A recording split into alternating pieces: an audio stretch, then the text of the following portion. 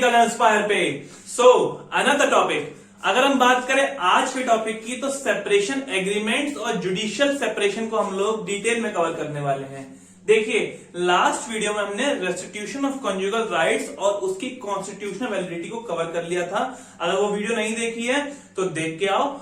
आज हम लोग उसी में आगे बढ़ने वाले हैं। देखो एक बात समझने की कोशिश करो, जैसे कि मैं तुम्हें बताया कि मैरिज एक पायस ऑब्लिगेशन है, एक सोसाइटी की ऑब्लिगेशन है। दो लोगों पे एक दूसरे के प्रति बहुत सारे राइट्स, बहुत सारी ड्यूटीज होती हैं, है ना, उनको फुलफिल करना होता है। लेकिन है तो हम इंसान ही, दो इंसानों के विचार, दो इंसानों की भावनाएं सब कुछ अलग हो सकते हैं।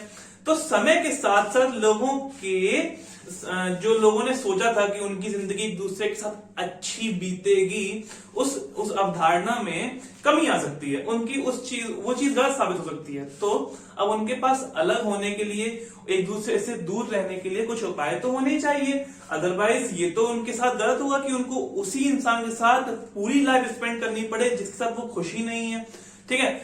सो अगर हम बात करें इसी में तो दो तरह से हम लोग, अगर divorce is the ultimate remedy, ये तो हम सब जानते हैं, सुनते भी रहते हैं। हम लोग एज ए लॉ स्टूडेंट बात करें तो हम लोग उससे पहले के स्टेप्स भी देखेंगे। तो देखो बिकॉज ऐसा है, अगर हम बात करें आज अपनी सोसाइटी की, तो इंडियन सोसाइटी में आज भी मैरिज को एक बहुत ही इंपॉर्टेंट सेरेमनी माना जाता है और कोशिश की जाती है हर एक इंसान द्वारा कि उसको अल्टीमेट एट द एंड तक बचाया जाए। ठीक है। वो तो अभी फिलहाल लास्ट कुछ इयर्स में रेट ऑफ डिवोर्स बहुत बढ़ गया, otherwise this was not very common in India.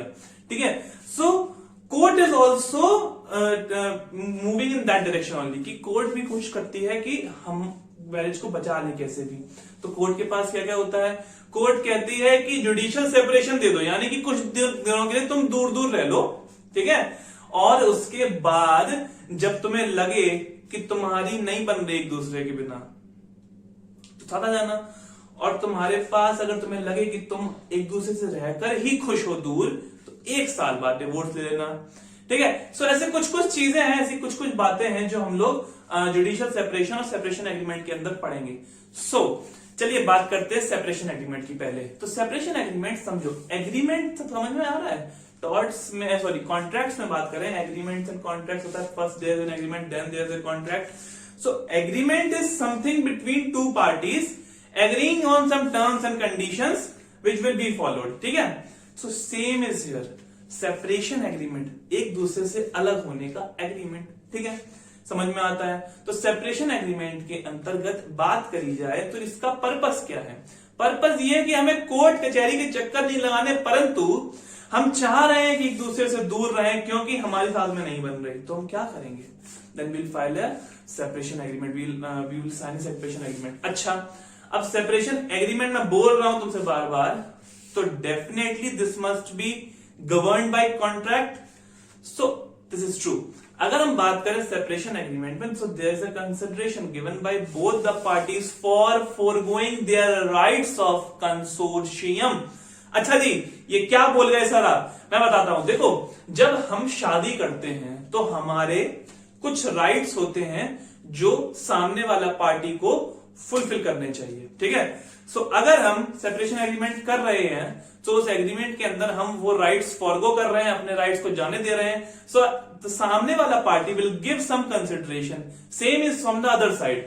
So this is happening when there is a separation agreement. So okay, so when publicity is not required. ठीक है, मैंने तो बताया कि हम लोग चाहते नहीं कोर्ट कचहरी चक्कर लगाएं, आपस में चाहते हैं कि सब कुछ ठीक हो जाए। देन जुडिशियल सेपरेशन की जगह हम लोग कोशिश करते हैं कि सेपरेशन एग्रीमेंट करके एक दूसरे के साथ वो चीज सेटल कर लें। ठीक है। फिर हम चाहते हैं कि हम बताया कि कॉन्ट्रैक्ट लॉ गवर्न करता है, तो वही बात मैंने लिखी हुई है, देखिए। फिर कंसिडरेशन जो है वो दी जाती है एक दूसरे के द्वारा।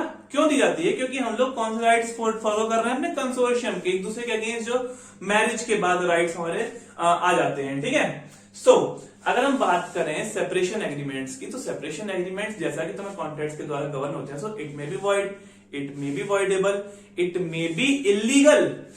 सो व्हाट आर दोस केसेस? चलिए पढ़ते हैं। देखो, अगर हम बात करें कॉन्ट्रैक्ट लॉ में, तो तुमने कुछ समझा होगा अपने क्लैट के प्रोफेशन के दौरान कि due to fraud, misrepresentation, coercion, there may be many other factors from because of which a contract may be void. Similarly, separation agreement will also be void if it is vitiated by all these factors. ठीक है, अच्छा जी, एक और चीज आती है, जब हम सेपरेशन एग्रीमेंट की बात कर रहे हैं तो देन हम लोग ये प्री अज्यूम कर रहे हैं कि मैरिज वैलिड तो एग्जिस्ट कर ही रही है, which is why if any of the 5 clauses of section 5 of Hindu marriage act is violated और कहा कि मैरिज ही वॉइड नहीं थी, then the separation agreement, marriage ही वैलिड नहीं थी, then the separation agreement automatically becomes void. जल्दी जा रहा है, जल्दी जरा पकड़ने की कोशिश करो, because I want you to understand the concept, repeat it again and again. So इस वजह से हम लोग तेज कवर कर रहे हैं. ठीक है, तो हम बात करी वॉइड, वॉइडेबल. अब आप बात करते हैं इलीगल. देखिए, इलीगल सेपरेशन एग्रीमेंट कैसे हो सकता है? देखो, याद करो कॉन्ट्रैक्ट्स में जब कोई इलीगल पर्पस फुलफिल करने के लिए वो हो तो then it is an illegal contract.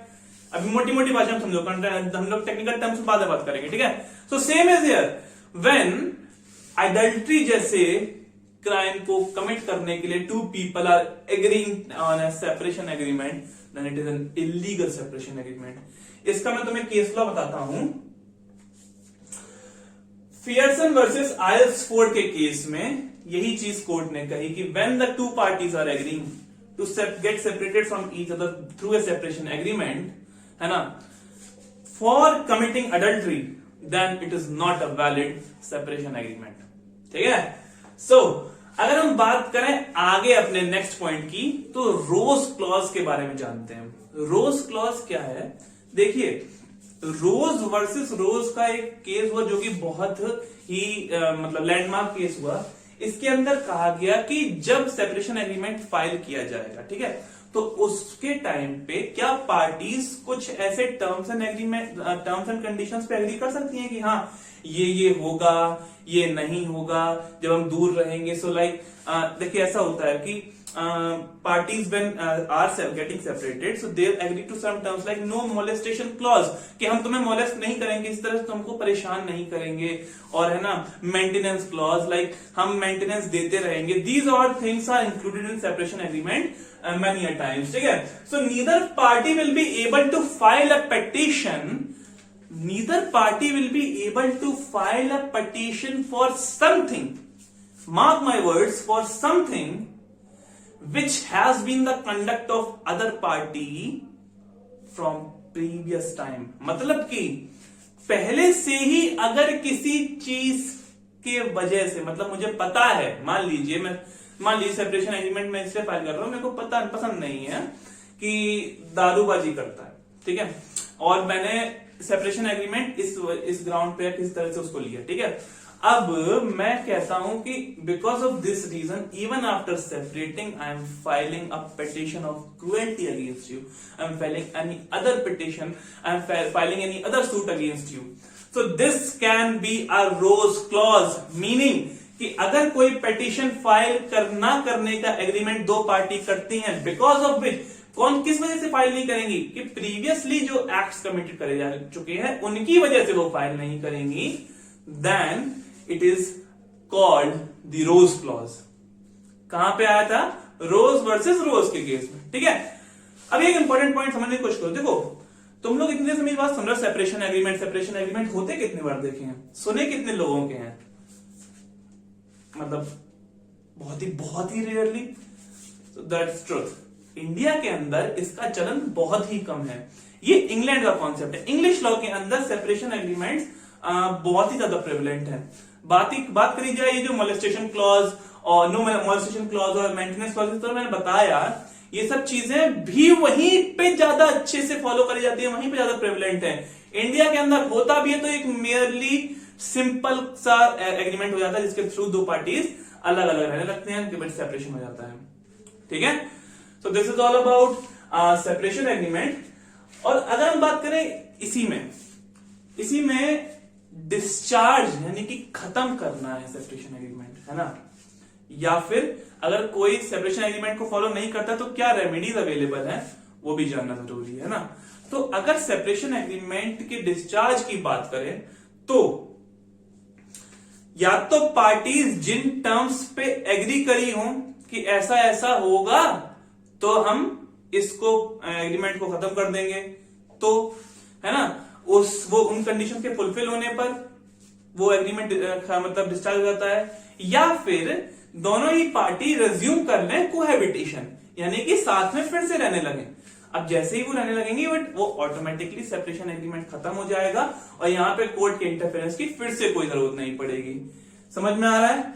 अगर हम बात करें रेमेडीज की, तो रेमेडीज में देखिए, जैसे कि जो भी गलती सामने वाले स्पाउस ने करी है, जिस भी तरह से वो एग्रीमेंट को ब्रीच किया है, वो चीज का स्पेसिफिक फुलफिलमेंट आप करवा सकते हैं, that is specific performance of the covenant. मैंने बताया था कोवेनेंट वही एग्रीमेंट जो ये नो मोलेस्टेशन क्लॉज ये सब एग्रीमेंट ही तो है, उसके साथ साथ सेपरेशन एग्रीमेंट के साथ साथ ये सब हुए हैं।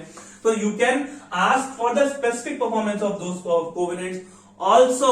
ऑल्सो मान लीजिए कि अगर वो सामने वाला पर्सन किसी तरह से आपको मतलब नेगेटिवली इन्फ्लुएंस कर रहा है, जैसे कि मान लीजिए मोलेस्टेशन क्लॉज की बात करें, अगर हम मोलेस्ट नहीं करेंगे मोलेस्ट और कर रहा है, so you can ask, you can get the remedy of injunction against him. Injunction मतलब टेम्पररी रोक देना, ठीक है, उसके अगेंस्ट आप इंजंक्शन प्राप्त कर सकते हैं। ये सब टर्म्स आगे के हैं, ये सब टर्म्स आगे पढ़ाऊंगा, सीपीसी में हम लोग पढ़ते हैं इंजंक्शन के बारे में, है ना, ये सब चीजें हैं। लेकिन अभी के लिए समझो कि ऐसे करके ये रेमेडीज हमारे पास सेपरेशन एग्रीमेंट के बीच पे अवेलेबल होती हैं। ठीक है जी, जुडिशियल सेपरेशन की बात करते हैं। जुडिशियल सेपरेशन बात से, वर्ड से समझ में आता है जुडिशरी का इन्वॉल्वमेंट है। जुडिशरी का इन्वॉल्वमेंट है तो क्या होगा कि कोर्ट जो है एक डिक्री पास करेगी, कब? जब दो पार्टी एक दूसरे से अलग रहना चाह रही हैं। ये भी होता क्यों है समझिए। डिवोर्स को सोसाइटी में बहुत ही ज्यादा इविल माना गया है। डिवोर्स से लोग चाहते हैं, मैंने तो बताया कि प्रिवेंट करना चाहती है सोसाइटी, है ना। सो कोर्ट कहता है कि अच्छा ठीक है, मान लिया तुम लोगों को बहुत दिक्कत हो रही है, आजकल देखा ना, in fit of anger, in ego, people think कि हम नहीं रह सकते इसके साथ, हमको अच्छा नहीं लग रहा, हम किसी भी तरह से, this person is not the right one for me, but when they get separated, when they are in peace, they realise कि नहीं, हमारी जिंदगी अकेले से बेहतर या फिर इस इंसान के साथ ही अच्छी है, तो उस टाइम को, ताकि वो अच्छे से पीसफुली सोच सकें कि उनके लिए क्या अच्छा है क्या बुरा है, this decree of judicial separation is passed. अच्छा, अब यहां पे मैंने तो शुरुआत में लेक्चर बताया था कि जुडिशियल सेपरेशन जब पास होता है तो अगर दोनों पार्टी एक दूसरे से 1 साल के बाद भी रिकंसाइल नहीं करती हैं, तो then that becomes a ground for divorce, और वो एक दूसरे से डिवोर्स ले सकती हैं।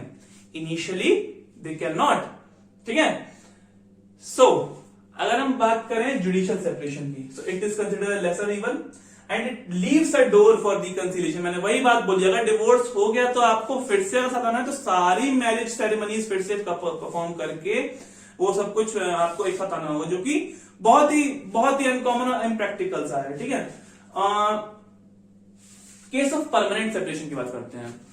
केस ऑफ परमानेंट सेपरेशन और जुडिशियल सेपरेशन में क्या अंतर है? देखो, many a times दो पार्टीज क्या कहती हैं कि I don't want a divorce because आज भी इंडिया में कई लोग डिवोर्स से को हेट करते हैं, बट सिचुएशन इतनी वर्स हो जाती है कि दे कांट लिव टुगेदर, तो they go for permanent separation. So in the case of Kusum versus Kamta, यहां पे यही बात करी गई। In exceptional cases judicial separation में टर्न इनटू परमानेंट सेपरेशन। समझ में आ रहा है? ठीक है, this point is clear. Next point, judicial separation अगर हम बात करें is a right in rem and has to be suspended. समझने की कोशिश करो, कहना क्या जा रहा हूं। देखो, सेपरेशन एग्रीमेंट में क्या था? पीपल में reconcile, cohabitate any time they want and that time वो चीज खत्म हो जाएगा, separation agreement. But for two parties to reconcile after judicial separation, they have to get the decree of judicial separation suspended by the court. ठीक है, तो जब तक वो सस्पेंड नहीं करेगी कोर्ट, तब तक वो जुडिशियल सेपरेशन की डिग्री फंक्शन में होगी। समझ में आ रहा है? अच्छा, तो जुडिशियल सेपरेशन में ये पॉइंट हमने जाना। अब तुमने परमानेंट सेपरेशन समझ लिया, जुडिशियल सेपरेशन समझ लिया, अब तुम एक और पॉइंट जानो, separate residence and maintenance, this is also one thing which is given as a remedy to people. कई बार क्या होता है कि दो लोग जिनके पास ग्राउंड फॉर डिवोर्स या जुडिशियल सेपरेशन नहीं है, ठीक है, but they want to live separately, then under 18 clause 2 section 18 clause 2 of Hindu adoption and maintenance act, ध्यान से देखो, section 18 clause 2 of Hindu adoption and maintenance act, separate